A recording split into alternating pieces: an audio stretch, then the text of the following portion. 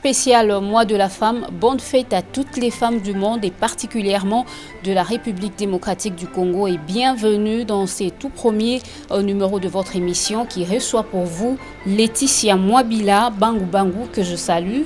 Bonjour. Bonjour madame, bonne fête à vous aussi. Merci. À vous Elle aussi. est chef de travaux à l'Institut facultaire des sciences de l'information et de la communication. Aussi, elle est secrétaire à la faculté de sciences de cette même institution. Aussi, elle est coordinatrice générale de GEMA, une association de femmes, c'est ça, basée dans le domaine de l'éducation aussi. Avec elle, nous échangerons sur la place de l'éducation dans le leadership féminin. D'entrée de jeu, madame, c'est quoi un leadership? Avant de commencer, j'aimerais aussi souhaiter une bonne fête à toutes les femmes et particulièrement à vous. Merci. Merci de m'avoir reçu sur votre plateau. Vraiment. Et le thème retenu pour cette année et dans notre pays, c'est le leadership féminin d'excellence, société égalitaire et numérique à l'ère de la COVID-19. Lorsqu'on parle de leadership, c'est vraiment un tout. D'abord, le mot a été emprunté de l'anglais. C'est un terme qui vient de l'anglais, qui ne veut que dire la capacité d'un individu de gérer ou de mener d'autres individus ou une organisation à atteindre des objectifs. C'est ça, le leadership. Alors, lorsqu'on parle de leadership, c'est dans tout le domaine. Dans tout le domaine. Et ces termes-là, ce sont des termes de management. Et quand on est dans le leadership, c'est savoir gérer, savoir manager, savoir fédérer une équipe. Être leader, ça ne veut pas dire... D'abord, un leader ne parle pas de je. Un leader parle de nous. Un leader, c'est quelqu'un qui sait prendre la parole en public. C'est quelqu'un qui inspire confiance. C'est quelqu'un, lorsqu'il s'assigne des objectifs, les atteint, même s'il y a de problèmes. Le leader ne se fatigue pas. Il peut y avoir de faiblesses, il s'arrête, reprend la force et continue.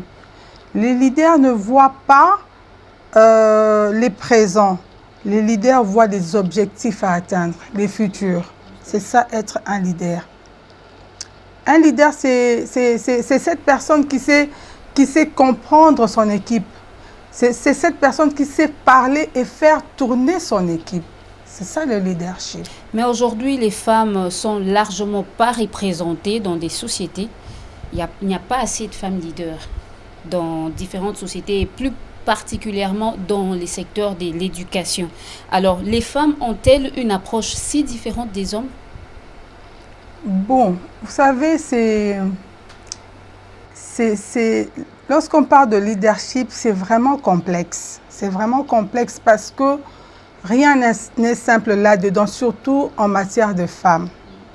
N'oublions pas que nous sommes africains, nous sommes bantous. Les femmes ont des préjugés. Les femmes sont liées par des stéréotypes. Les femmes ont encore de barrières du point de vue religion, du point de vue social, du point de vue... dans beaucoup de domaines, les femmes ne sont pas représentées, comme vous venez de le dire. Elles préfèrent être en deuxième position. Ce n'est pas ça. Si. Ce n'est pas vraiment ça. Je vous ai dit tout à l'heure, c'est un problème complexe. Il y a des femmes très intelligentes, mais qui sont retenues par des mains noires, comme je le dis. En politique, c'est vrai. J'ai lu un article sur le site de l'UNESCO où on nous dit que les femmes ne sont pas représentées. Il y a des chiffres quant à ça. Mais le problème, c'est quoi? Le problème, c'est aussi l'entourage. Les femmes, avec la campagne toutes les filles à l'école, beaucoup de filles sont allées quand même à l'école. Beaucoup de filles sont à l'université. Maintenant, au moment d'occuper des postes clés, c'est là où ça pose problème. Et aussi, il y a un problème parce que la femme supporte mal l'autorité d'une autre femme. Ça, c'est en dehors même de l'explication. C'est des points aussi qu'on peut énumérer, mais ce n'est pas ça l'essentiel. Le problème d'abord, c'est cette femme qui n'a jamais assumé de petits postes déjà à l'école.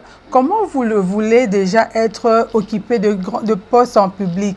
C'est ça le problème. Moi, je pense que dans le domaine de l'éducation, parce qu'il faut acquérir des compétences. Et ces compétences, on ne peut les acquérir à l'école. D'où, pour avoir des femmes au poste de commandement demain, dans les futurs, il faut préparer le présent. C'est-à-dire, à partir de maintenant, essayer déjà à l'école primaire, commençons maternelle, primaire et secondaire, commencer à créer des espaces pour ces filles, ces jeunes filles. Essayer de donner la place à ces jeunes filles, de petits postes de commandement, créer des clubs de théâtre, d'environnement, de changement climatique, où ce sont des filles qui prennent parole. Alors, ces filles, lorsqu'ils vont le faire déjà dans leur cursus, arriver dans le milieu professionnel, elles n'auront pas de problème. Ça, c'est un point. Un autre point aussi, c'est travailler le petit garçon qui joue avec la fille. Parce qu'au niveau de ce petit garçon, il faut changer le comportement. Il faut modifier ce comportement qui ne fait que taquiner l'autre, qui ne fait que bousculer la petite fille. Les filles ont peur, oui, mais c'est celui qui est à ses côtés qui peut, ou la personne à ses côtés peut l'aider. Donc, il faudra aussi changer le comportement de ce petit garçon aujourd'hui pour que demain, ce garçon qui sera un homme genré puisse laisser la place à cette femme qui était petite fille hier. Vous comprenez?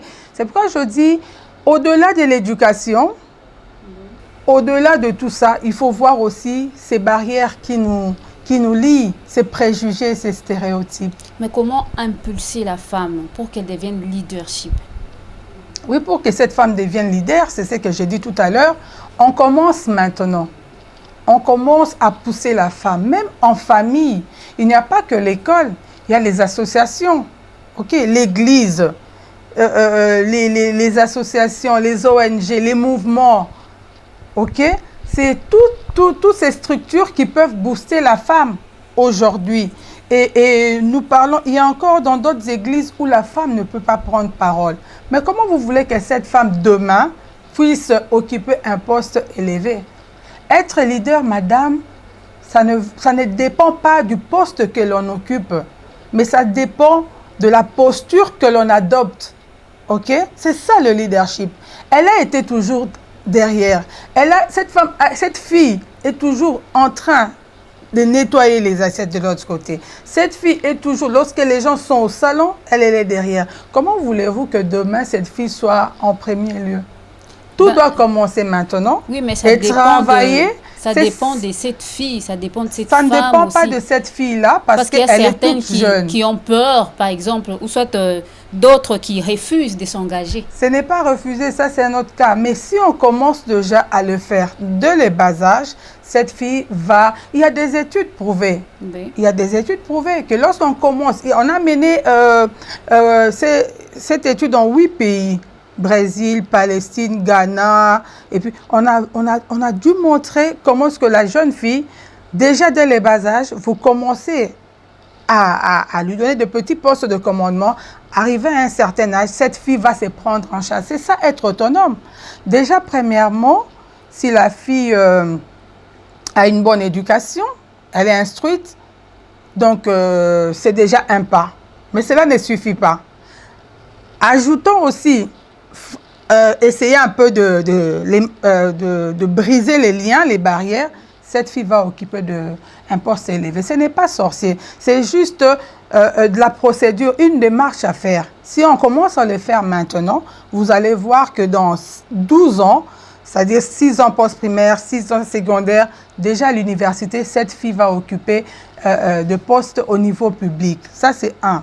Des deux, il faudrait aussi, à travers cette fille-là, essayer un peu de, ce que je peux dire, l'amener toujours à prendre parole. Même s'il y a des hommes, faites passer la fille. Moi, j'ai eu cette chance Parce que dans ma famille, je n'ai pas connu des préjugés, des stéréotypes. Donc nous sommes allés à l'école tous ensemble. Et quand il y a la parole, quand il faut parler, on ne dit pas « la femme ne peut pas prendre la parole avant les hommes ». C'est des barrières. Bon, c'est des barrières. Généralement, ça ne se dit pas seulement. Si c'est la femme elle-même qui, se fait dans certains domaines, si c'est la femme elle-même qui se met à l'écart. Non, en fait. Ce n'est pas ça. C'est déjà en famille. On vous dit, moi, ça le banaliba la te. Mais baliba vandi yozoloba. C'est des histoires qui se disent et c'est ce qui nous retient. Non, mais là, c'est dans le foyer et dans la société. Oui, c'est ça. Ça commence où? C'est notre vie de chaque jour, madame. C'est notre vie de chaque jour. Nous vivons à la maison, nous le ramenons dans la vie. Je veux aller à l'université, c'est bien. J'occupe un poste, mais je veux me limiter là parce que je ne peux pas parler. Il y a des hommes, il y a des femmes arrivées au bureau. C'est elle qui va faire, bien qu'elle est chef, elle ne sait pas.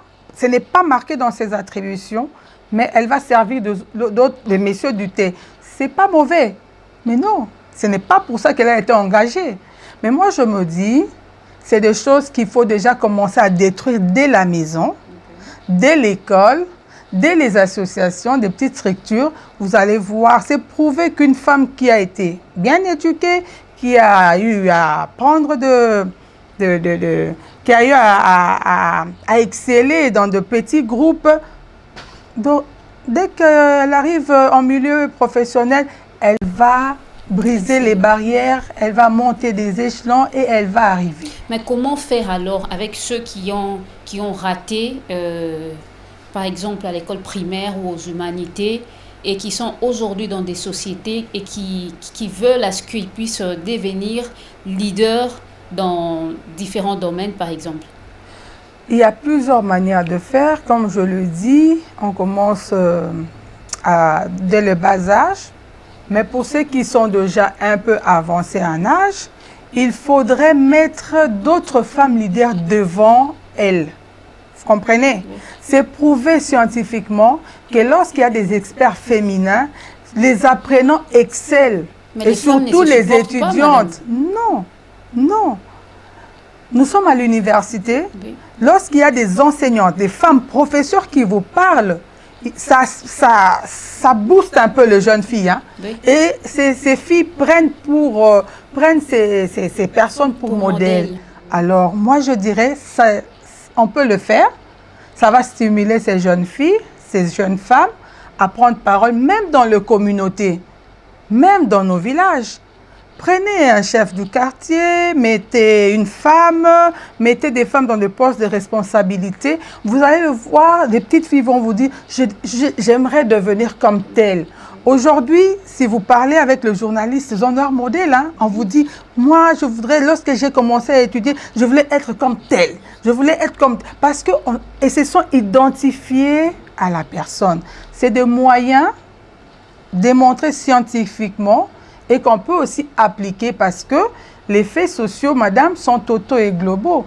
Et alors, si on appliquait ailleurs, on peut les appliquer aussi ici chez nous. Et vous allez voir, dans 15 ans, nous aurons des femmes, beaucoup de femmes. Mais si nous ne travaillons pas dès le bas âge, si nous ne faisons pas ce qui doit se faire, n'attendez rien 15 ans après, parce que c'est le même discours qu'on va répéter. Ça date de longtemps. Les femmes ne sont pas représentées, les femmes ne sont pas là au poste de commandement. Mais entre nous, lorsque je dis tout à l'heure qu'il faudrait modifier le comportement du petit garçon. Parce que le petit garçon, si son comportement est modifié, ce petit garçon va grandir avec cette mentalité. Et à l'âge adulte, hein, il va essayer d'accompagner cette femme. Qu'est-ce que nous ne voyons pas ici à Kinshasa? Les femmes qui ont été élevées en autorité. Oui, il y a le poste qui est là. Mais ces femmes sont liées.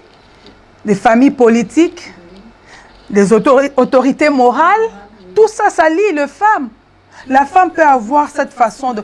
Regardez, la femme, c'est quelqu'un qui sait voir dans le détail. C'est une mère d'abord, avant d'accomplir cette tâche-là. C'est une mère. Oui, oui. Elle peut faire son travail, mais quand il y a ces barrières, ces stéréotypes-là, c'est la famille politique qui réclame. Il y a l'autorité morale qui a dit. Mais où est-ce que vous voulez? Qu'est-ce que vous voulez, madame? Mais nous allons rentrer à la case. Nous avons des organisations, ici en RDC, des organisations des femmes seulement. Et il y a des femmes qui sont directrices, coordinatrices et tout. Mais vu la manière dont les autres, par exemple, n'admettent pas ou ne considèrent pas cette femme-là qui est leader, alors comment procéder, en fait? Madame, dans un groupe, il y a toujours de problèmes. C'est comme en famille. Il n'y a pas de meilleure famille, de famille excellente. Non, non, non, non, il y a toujours de problèmes. Et c'est ce qui fait que nous puissions... Parce que je me dis, même dans ta famille, tu as des problèmes avec tes sœurs. Oui, mais pourquoi pas dans la communauté? Parce que nous sommes des humains. Ça peut arriver. Mais parfois, c'est seulement l'homme qui est en train de pousser l'autre femme à se liguer contre sa sœur et tout. Parce que nous devons comprendre ça, il faudrait laisser... C'est des petites choses. C'est des petites choses qu'on ne peut même pas parler à haute voix. Parce qu'il y a aussi des hommes qui sont aussi menacés par rapport à leur poste. Pourquoi ils n'en parlent pas? Un leader, ce n'est pas celui qui va imposer. Non. Le leader n'impose pas. Le leader parle avec son équipe. Le leader fait parler même le sournois, même les hypocrites. Je sais que cette personne est hypocrite, mais je l'utilise parce que je dois atteindre les objectifs. Ça, c'est ça un leader. Nous n'avons pas besoin de patrons et de patronnes. Je dis, le leadership, c'est par rapport à la posture que l'on adopte. Ce n'est pas par rapport au poste. Si tu te lis au poste, tu es patron ou patronne. Et là, tu vas imposer. Tu vas te dire, moi je dis, moi je fais. Ça, ce n'est pas le langage d'un bon leader. Alors, c'est ce que le leader, c'est celui qui dit, nous pouvons faire ceci. Voici ce que je peux faire. Qu'est-ce que vous en dites? Et les autres apportent leur intelligence. Ensemble, nous construisons notre équipe. Et la victoire n'est pas la victoire du leader, c'est la victoire de l'équipe. Regardez un peu l'équipe de football. Faites allusion à l'équipe de football. Alors, c'est pour ça justement que les femmes n'aiment pas mettre en valeur son amie femme, ou soit accepter à ce qu'elle puisse être leader, parce que la femme, généralement, elle s'est dit femme, elle est un peu orgueilleuse, elle s'appelle patronne, en fait. Mais... comment faire pour briser toutes ces... Ce sont aussi des barrières, si je peux le dire, oui. Comment faire pour briser toutes ces barrières? Il faut parler. C'est pourquoi je dis, c'est des petites choses qu'on peut trouver des solutions à l'immédiat.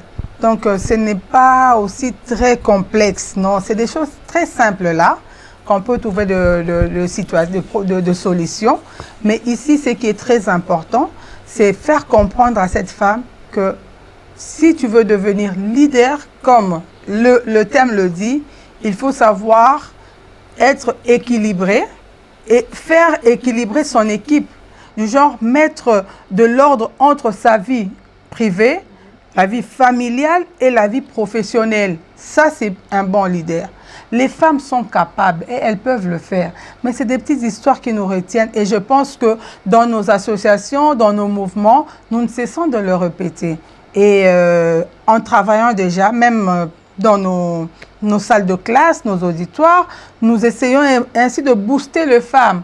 Les femmes, c'est vrai, c'est des personnes un peu capricieuses, oui, mais, et ils oublient souvent les contextes, l'environnement. Lorsque je suis à l'université, il n'y a pas papa, il n'y a pas maman. Si je suis cadette chez moi, donc à l'université, je suis étudiante. Moi, j'ai étudié, mes amis le savent, j'allais accoucher et je venais étudier. Les professeurs me disaient, tu es étudiante comme toute autre étudiante. Je me rappelle, je suis allée accoucher le 7 mai, mais le 2 juin, je devais être à l'université pour la session. Je suis allée voir l'enseignant, il m'a dit, Madame, je suis désolée, il fallait choisir entre le mariage et les études. Et le professeur en question, c'est lui qui était mon directeur de mémoire. Il m'a dit, vous allez, je je permets, mais à la deuxième session, vous devez défendre. Je venais avec mon petit bébé tout petit là. Lorsqu'il y a examen, je le laisse chez mes amis. Moi, je veux passer mon examen. Et les amis le savent. J'ai étudié comme ça. J'ai étudié comme ça. Mais cela ne m'a pas retenu, au fait. Je me suis dit, je veux être leader dans mon domaine. Il y a aussi un autre problème. Les étudiantes souvent confondent la rigueur et la méchanceté. Souvent, les étudiantes traitent les professeurs, les enseignantes de méchantes. Non, moi je suis venue enseigner. C'est ça mon travail, n'est-ce pas? On me paye pour ça. J'arrive dans l'auditoire. Tu es sur les réseaux sociaux. Tu parles. Moi, je suis en train de parler. Toi aussi, tu parles. Pourquoi? Parce qu'en ces moments-là, on m'a donné ce privilège de parler, de vous enseigner. Donc, je dois faire mon travail. Et quand moi, je vois que l'étudiante commence un peu à déborder et commence à déranger, madame, je vous mets dehors. Vous allez dehors. Poser la question aux étudiants, ils le savent. Hein? Je vous chasse. Parce que si on a besoin de parler, sans rancune, nous serons dehors. Les bistrots sont faits pour ça. Nous allons nous rencontrer dehors, échanger et tout. Mais moi, j'ai des objectifs à atteindre. J'ai mes principes. Je suis en train de parler. Et à un moment, parce que le leader doit aussi laisser la place au feedback, à la rétroaction. Je veux vous laisser la parole. Parlons du cours. Parlons de l'actualité. Mais ne m'amène pas à autre chose. Moi, je pars, toi, tu es dans les réseaux sociaux. Mais à la fin, lorsque tu ne seras pas compétente, on va accuser et l'institution, et l'enseignant, et tout ça. C'est pourquoi moi, j'ai dit aux femmes, surtout aux étudiantes, parce que je suis dans ces domaines-là, de ne pas confondre la rigueur et la méchanceté. Premièrement, elles doivent avoir de principes. Comment vous venez à l'université sans principe, sans objectif? Mais vous allez faire autant d'années. Et généralement, ce sont les femmes, les filles qui viennent sans objectif. Elles sont là à remplir les auditoires, mais dans la tête, il n'y a presque rien. Non. Et c'est lorsque vous dites dans la tête, il n'y a presque rien, moi, j'en doute très fort. L'intelligence, madame, c'est un tout. L'intelligence, c'est un tout. C'est vraiment un tout. C'est là-dedans, c'est un concept qu'il faut vraiment prendre avec beaucoup de respect. Il ne faut pas dire, je ne sais pas, dire à une personne que tu n'es pas intelligent. Non, non, non, non, non. Quelqu'un possède toujours quelque chose. Mais alors, les filles, lorsqu'elles viennent, sont seulement négligentes. Oui. C'est ça le problème. Elles connaissent quelque chose, mais elles sont un peu négligentes. C'est pourquoi je dis, moi, je suis trop dure envers les filles. Elles le savent à l'université. Et pourtant, je travaille plus avec les hommes. Posez la question aux hommes. Dans les TFC mémoires, les hommes acceptent que je sois vraiment dur envers eux. Parce que je me dis, demain vous serez père de famille, demain vous serez responsable quelque part. Si vous n'avez pas de principe, ça ne sert à rien. Les femmes, ceux qui sont tenaces, oui, elles restent avec moi. Mais ceux qui ne peuvent pas... Mais elles apprennent à l'université. Mais arriver, par exemple, dans les milieux professionnels, c'est soit été. Vous voyez. C'est quoi je dis, c'est des histoires qui nous lient depuis le bas âge. Parce qu'on lui a toujours dit à la maison, garde silence. Moi c'est le bakate. Même dans un taxi, on dit, moi, c'est quoi ça? C'est quoi ça, madame? Mais il y a de ceux-là qui mettent les femmes en avant, mais ce sont ces mêmes femmes qui lorsque vous voyez les femmes reculer, il faut se poser la question par rapport à l'éducation reçue. Lorsque la femme sent des faiblesses, lorsque la femme sent qu'elle n'est pas compétente, c'est à ce moment que les plans B, elle met en place. Pour impulser ces femmes-là. Mais nous allons tous à l'école de la même manière, maman. Nous allons à l'école de la même manière, nous allons à l'université et lorsque nous regardons dans l'université, c'est beaucoup de femmes, mais arrivé au poste de commandement, les femmes ne sont pas là. C'est là où ça pose problème. On a mené des études, on a vu, il faudrait remédier à ces problèmes et surtout maintenant avec le STEAM qui est les options qu'il faut pousser les femmes telles que les sciences, les technologies, l'ingénierie, le mathématique. Il faudrait vraiment pousser les femmes à pratiquer ces métiers parce qu'aujourd'hui, c'est vrai, il y a la pandémie, mais jusqu'en 2030, 2050, selon des organismes internationaux, beaucoup de métiers seront plus dans les numériques. Voilà la raison déjà pour maintenant de pousser vos filles, de pousser les étudiantes à opter pour ces sections-là, à opter pour ces options, ces filières. Parce que aujourd'hui, dans l'avenir des futurs, c'est déjà aujourd'hui, c'est déjà demain. Donc, il faudrait déjà que ces femmes soient capables à utiliser, à basculer dans les numériques. OK, madame? Donc, ce n'est pas un problème. C'est un problème, c'est vrai, de l'État, des organismes, des associations à prendre en place et à commencer à travailler pour que demain, nous ne puissions pas nous plaindre. Sinon, c'est le même discours. Les femmes ne sont pas représentées. Nous ne sommes pas représentés. Pourquoi? Parce que quand il fallait aller apprendre les numériques, les femmes sont dans autre chose.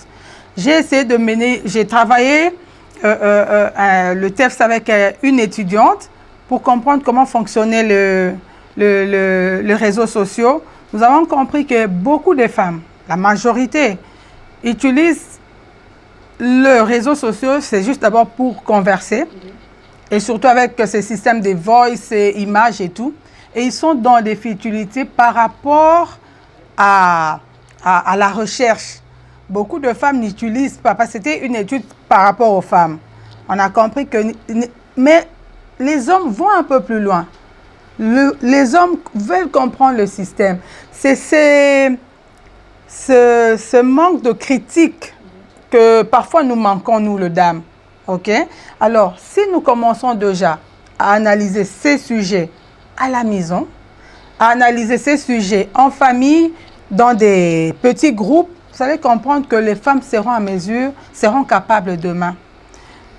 Pendant la pandémie, le confinement, on a demandé aux parents d'aider les enfants à suivre ou à faire des devoirs à partir de la télévision. J'ai mené cette étude sur deux grandes avenues.